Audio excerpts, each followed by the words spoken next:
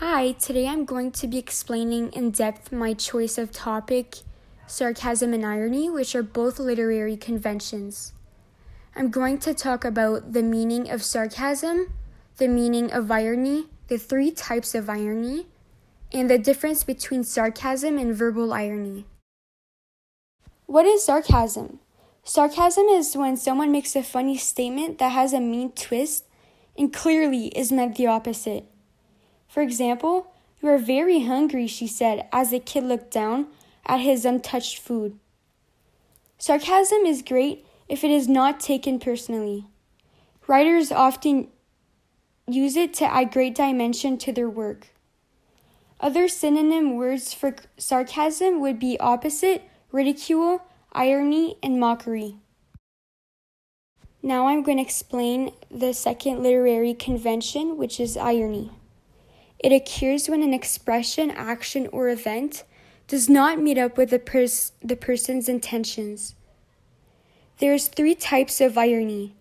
The first is verbal irony, the second is dramatic irony, and the third is situational irony.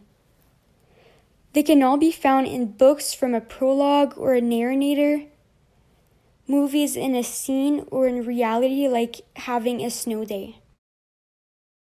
The first of the three types of irony is verbal irony.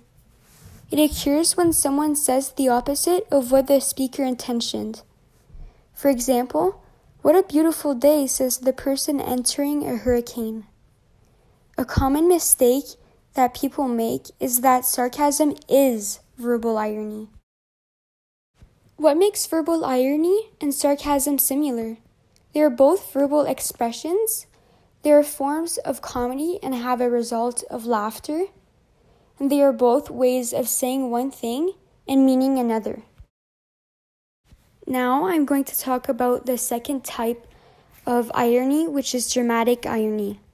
That type of irony occurs when someone watching a movie or a reader is informed of specific information that one or multiple characters are not aware of. For example, the prologue of Act 1, Scene 1 of Romeo and Juliet by Shakespeare.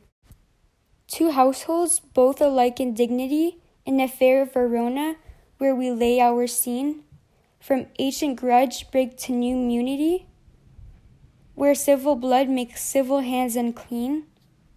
From forth the fatal loins of these two foes, a pair of star-crossed lovers take their life, whose misadventure piteous overthrows, doth with their death bury their parents' strife, the fearful passage of their parents' rage, which but their children's end not could remove, is now the 2 hours' traffic of stage, the which if you with patient ears attend, we here shall miss our toll, shall strive to mend.